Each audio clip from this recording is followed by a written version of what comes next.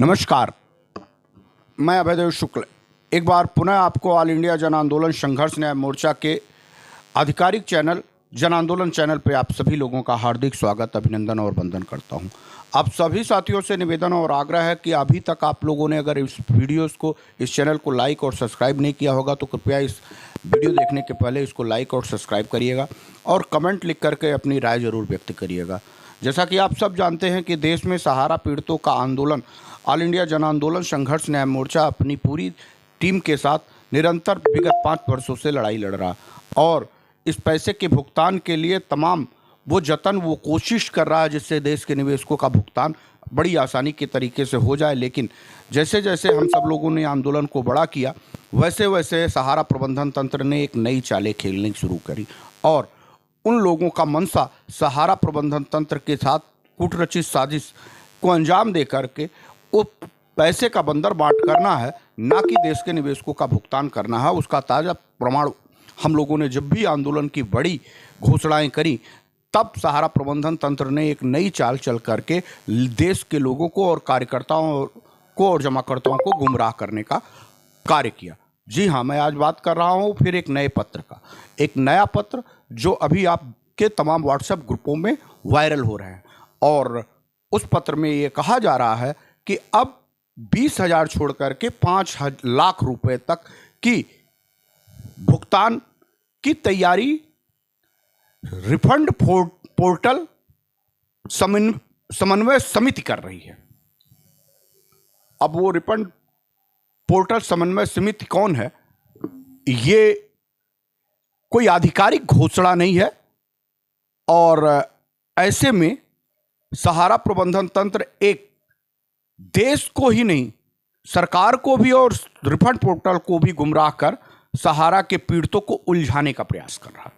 और अपने कार्यकर्ताओं के बीच में वो पत्र डाल करके उन लोगों को 13 करोड़ इन्वेस्टरों तक ये बात पहुंचाने के लिए प्रायोजित करा रहा है कि इन्वेस्टर इस मसले पे विगत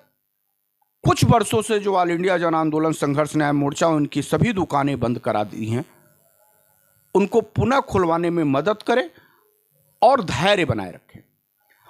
धैर्य 2010 से लेकर के 2024 तक ऑल इंडिया जन आंदोलन संघर्ष न्याय मोर्चा ने देखा, सिर्फ संगठन ने नहीं देखा, देश के 13 करोड़ इन्वेस्टरों और 12 लाख कार्यकर्ताओं ने भी देखा। जब 2018-19 के बाद से आंदोलन की शुरुआत होनी शुरू हुई तो देखते ही देखते सहारा प्रबंधन तंत्र की 2021-22 तक आते आते सारी दुकानें बंद हो गई और उसके पहले ना जाने कितनी बार सहारा के प्रबंधन तंत्र ने एक नया डेट दे करके देश के लोगों को गुमराह किया और साथ ही साथ सरकारों को भी गुमराह किया और माननीय सुप्रीम कोर्ट को भी गुमराह करने की कोशिश करी। हर बार उसके साथ उसकी भावनाओं को, उसकी इच्छाओं को आगे करने की चाल में कामयाब होते, साथ देते उनके देश भर के कार्यकर्ता,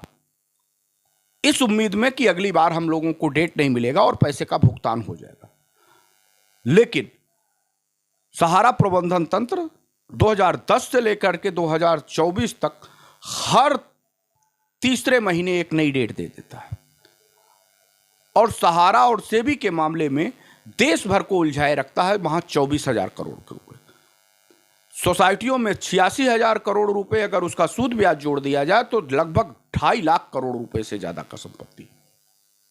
और अगर इनकी पूरी सोसाइटियों की, पूरे सहारा इंडिया समूह की बात किया जाए तो लगभग 3 से 4 लाख करोड़ रुपए से ज्यादा की धनराशि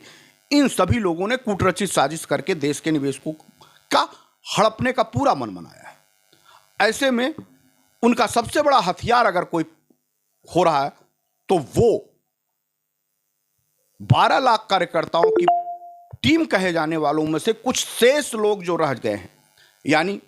12 लाख की फर्जी आंकड़े देश के लोगों के सामने प्रस्तुत करते थे कि हमारे पास कार्यकर्ता हैं, लेकिन उनका वास्तविक आंकड़ा महज 3 से 4 लाख लोगों के बीच है और इन 3 से 4 लाख लोगों की एक संगठित गिरोह बना करके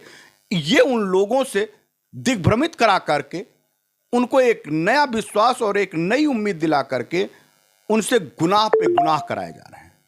और सहारा के में काम करने वाले एजेंट को इस बात की धमकी मिलती है कि अगर निवेशकों तक ये बात पहुंचाओगे तो तुम्हारे द्वारा किया गया अभी तक के कार्यों का जो तुमने भी इन्वेस्ट कर दिया है उन सभी को जमाकर्ताओं में बांट दिया जाएगा, तुमको नहीं दिया जाएगा। तुमको या तो तुम अपना पैसा ले लो या तो निवेशकों के पैसे के रूप में जब जनता के बीच में ये बात जाएगी तो हमको मजबूरी में जनता का पैसा देने के लिए कहना पड़ेगा और तुम्हारा पैसा डूब जाएगा। इसी द्वंद्व में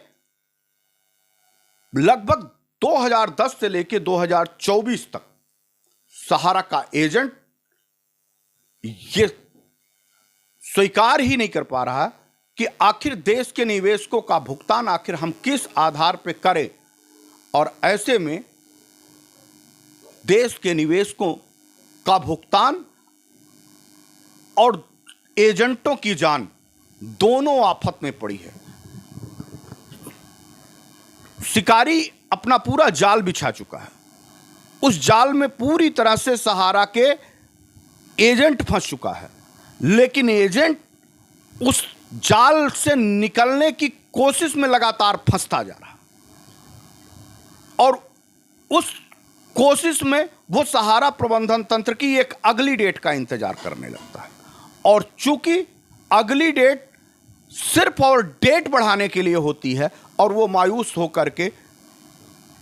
डिप्रेशन का शिकार होता है और अंततः कुछ लोगों की आत्महत्याएं की खबर आ जाती है। अभी 23 तारीख का जो सुप्रीम कोर्ट में सहारा सेबी का केस का डेट आया, बहुचर्चित बहुप्रचारित, और उस डेट से लोगों को ये गुमराह किया गया कि इस डेट के बाद फाइनल डेट है ये, और इस डेट के बाद देश के निवेशकों का पैसा और आप लोगों का पैसा मिलने लगेगा, आप इंतजार करो और एक अच्छा सुखद क्षण आपके पास आने वाला है। ऐसे में क्या हुआ, एक दिन पहले ही जब वो पैसे की भुगतान के रास्ते इंतजार करते निवेशक और कार्यकर्ता थे कि एक दिन पहले ही सहारा से भी प्रायोजित तरीके से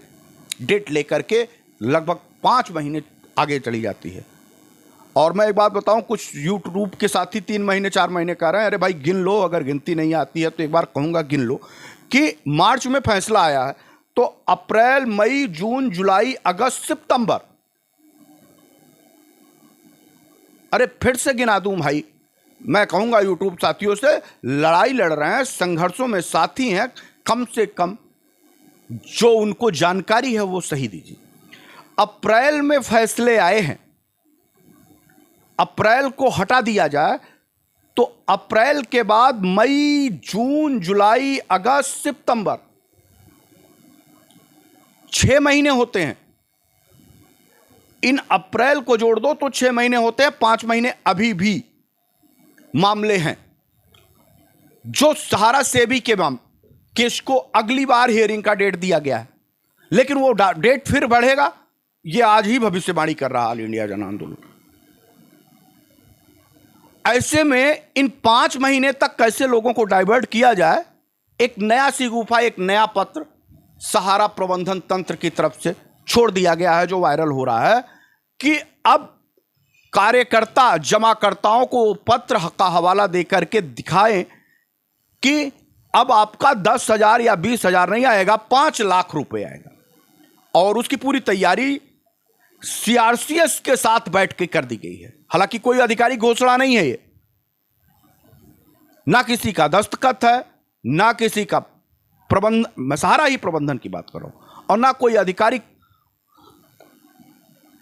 लेटर से इशू हुआ है। और जहां तक रही सीआरसीएस की बात, सीआरसीएस का ऐसा कोई पत्र अपलोड नहीं दिखाई दे रहा। अब देश के निवेशकों को दिग्भ्रमित करने के लिए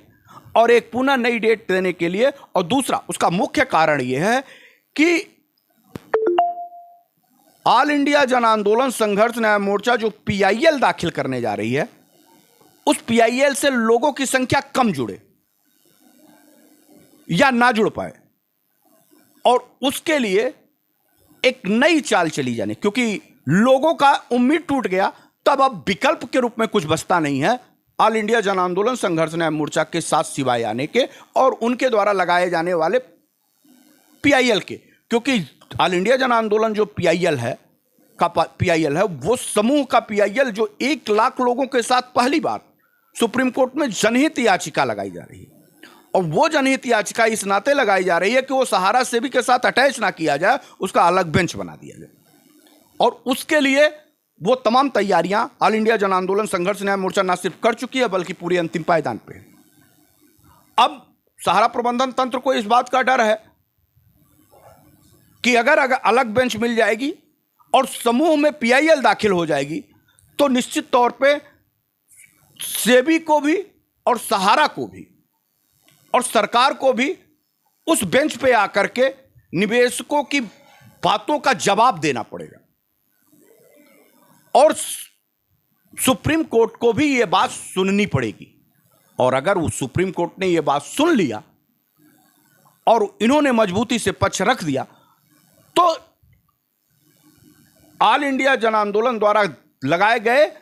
पीआईएल पे माननीय सुप्रीम कोर्ट फैसला दे देगी। और अगर फैसला दे देगी तो इनका सहारा सेबी का केस एक्सपोज हो जाएगा और देश के निवेशकों का पैसा मिल जाएगा। अब उसके लिए इन लोगों ने एक पत्र लाया। हालांकि जब सुब्रत राय जी भी जिंदा थे तब भी एक एक पत्र ये लोग डाला करते थे। अचानक ये लोग गायब हो गए सुब्रत राय जी के जाने के बाद, और यह हुआ कि ओपी श्रीवास्तव को वरासत मिल गई है। यह बात भी फर्जी निकली और डिप्टी मैनेजर की भूमिका में एक अथॉरिटी पेपर दिखाई दिया। उसके बाद इनकी सभी दुकानें अनाई अनुरोध बंद होती गई और इनके डायरेक्टरों की सूची सुप्रीम कोर्ट में मांग ली गई कि इनके पास आय से अधिक कितनी संपत्तियां हैं, इनकी सूची दिया जाए, और इनके ऊपर कार्रवाइयां चलने लगी हैं।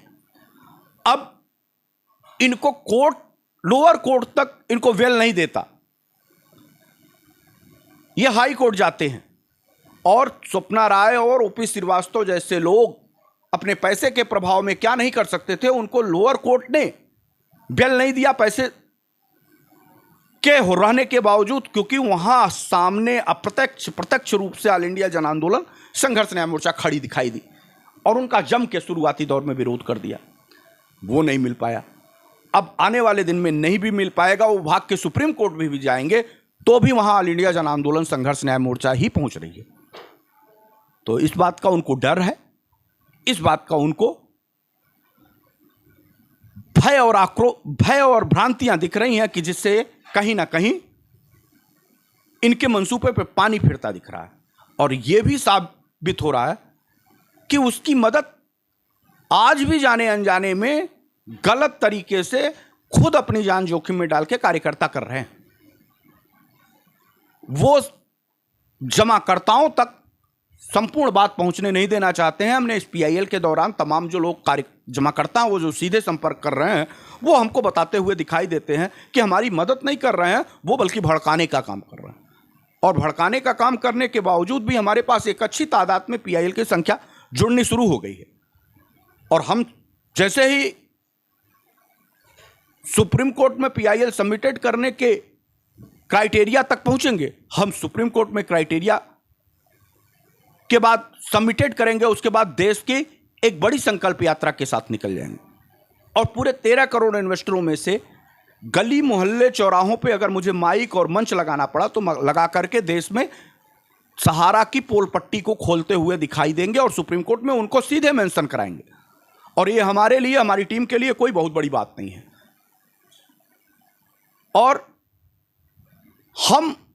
13 करोड़ इन्वेस्टरों में से 1 लाख जमाकर्ताओं की वो फौज खड़ी करेंगे जो 12 लाख कार्यकर्ता कहे जाने वाले लोग थे, कहीं उनको भी इस विषम हालातों का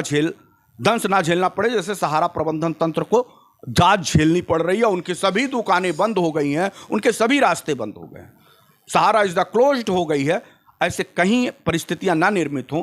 कि जमाकर्ताओं को सीधे हम सभी लोगों को उनके घरों तक जाकर के समझाना पड़े। बेहतर है कि कार्यकर्ता सहारा प्रबंधन तंत्र की बातों में ना आकर जमाकर्ताओं की मदद करते दिखें, और उसमें उनका भी भला है और वर्ग संघर्ष नहीं हो पाएगा। नहीं तो निस्संदेह वर्ग संघर्ष होगा और उस वर्ग संघर्ष में कोई सहारा प्रबंधन तंत्र का अधिकारी किसी भी कार्यकर्ता को बचाने नहीं आएगा। कोई प्रशासनिक अमले के लोग भी कहीं कोई किसी को बचाने के लिए नहीं आएंगे, क्योंकि गुनाहगारों में बराबर के हकदार होंगे। जैसे ही कार्यकर्ता अपनी पूरी ताकत के साथ गली चौराहे मोहल्लों से निकल करके आपसे बात पूछता नजर आएगा, वर्ग संघर्ष होना शुरू हो जाएगा। और आज भी लगातार वो क्रम हम देख रहे हैं कि वर्ग संघर्ष हो रहा है। ऐसी परिस्थितियों से मेरा निवेदन है कि आप ऐसे भ्रमजालों से बचिए और अपने देश के निवेशकों के भुगतान के लिए, अपने भुगतान के लिए भी स्वयं निकल के आए। मेरा ये वादा है कि जो भी संबंधित पीआईएल में दाखिल होगा, वो सभी एजेंट अपने संपूर्ण निवेश भुगतान के तमाम दायित्वों को निर्वहन करते हुए एक एक पैसे का भुगतान के लिए लायबल होगा। और निसंदेह जमाकर्ताओं के साथ कार्यकर्ताओं का पाई पाई वापस हो जाएगा, चाहे वो टीडीएस हो, एफएफ हो, या फिर उनका लगाया हुआ खुद का पैसा। एक भी पैसा उनका डूबने नहीं पाएगा। लेकिन अगर ये परिस्थितियां निर्मित होती हैं जिससे कार्यकर्ता सहारा प्रबंधन तंत्र के गुमराह किए बातों में आकर के जमाकर्ताओं को ही गुमराह करेगा, तो निसंदेह वर्ग संघर्ष की स्थिति आने वाले निकट भविष्य में दिखेगी। और वो दिख भी रही है, और ना जाने कितने लोगों में वर्ग संघर्ष की स्थिति शुरुआत भी हो चुकी है। अभी 2 लोगों ने डिप्रेशन में आकर के आत्महत्याएं 22 तारीख के बाद की हैं, और तमाम जगहों से सूचनाएं आ रही हैं कि कहीं उनकी गाड़ियां रोकी जा रही हैं, तो कहीं उनकी दुकानें बंद की जा रही हैं, तो कहीं उनके खेतों को जोत लिया जा रहा, उनके मकानों पे कब्जा किया जा रहा। तो ऐसी परिस्थितियों से आने वाले दिन में इसके दायरे ना बढ़े। और मैं तो यहां तक देख रहा हूं पुलिस वहां मूर्ख दर्शक बनी बैठी है और उन्हीं एजेंटों से ही सवाल जवाब कर रही है। हमने अभी एक वीडियो देखा है और जिसमें उनके दुकान के शटर पे ताले लगा करके सैकड़ों के लोगों की संख्या वहां खड़े होकर के एजेंटों के दुकानों पे ताले लगा रहे हैं। तो ऐसी परिस्थितियां निर्मित ना आए। मैं आगाह करता हूं आप सभी लोगों को, और मैं निवेदन भी करता हूं कि वर्ग संघर्ष मत करिए। कार्यकर्ता और जमाकर्ता एक दूसरे के साथी होइए और सुप्रीम कोर्ट के पीआईएल में सबमिटेड होइए। जो ही सुप्रीम कोर्ट के पीआईएल में आप सबमिट होंगे, आपको वो सभी रास्ते इसी साल के अंदर आपको देखने को मिल जाएंगे और संपूर्ण भुगतान के रास्ते आपके इसी साल के अंदर खुल जाएंगे। ये ऑल इंडिया जन आंदोलन संघर्ष न्याय मोर्चा का वादा है। 1 लाख लोगों को पीआईएल में जुड़ने दीजिए, और अगर 1 लाख लोग पीआईएल में समूह में हम अपनी अलग बेंच बना पाने में कामयाब हुए, तो निसंदेह उन सभी लोगों के पैसे वापस आ जाएंगे जिन लोगों ने अभी तक संघर्ष किया है, और जो लोग भी अभी तक सहारा प्रबंधन तंत्र के इस उम्मीद में लगे थे कि हमको पैसे देने के लिए हमको जो सहारा प्रबंधन तंत्र कर रही है वो पैसा अभी तक नहीं मिल पाया था। तो आपने 12 साल उनको देखा, अब महज 1 साल। मैं तो ये कह रहा हूं कि अगर आप सब लोग राजी होइए तो 1 लाख लोग एक जगह इकट्ठा हो जाइए, आपको 1 घंटे में पैसे वापस मिल जाएंगे। लेकिन मैं आपसे कह रहा हूं कि आपको घर से अभी निकलने की ज़रूरत नहीं है। बस अपने बॉन्ड की कापियां, अपने आधार की कार्ड कापियां, आपकी पैन कार्ड की कापियां, अपने बैंक के पासबुक, और 1 लाख रुपए जिन तक है उनको 100 रुपये की सदस्यता, और जो 1 लाख से ऊपर है वो 600 रुपये के वकील के खर्चे इस संगठन को प्रोवाइड करा दे। आपके केस को लड़कर आपके पैसे आपके घर और आपके दरवाजे तक आ जाएंगे। और जब हम उस पीआईएल में शामिल होंगे तो आप देखिएगा कि तमाम परिस्थितियां आपके पक्ष में ही निर्मित होंगी और आपके पैसे के भुगतान के रास्ते खुल जाएंगे। तो सहारा प्रबंधन तंत्र एक नई चाल चल रहा है। बहुत जल्द शीघ्र हम पीआईएल की पूरी तैयारी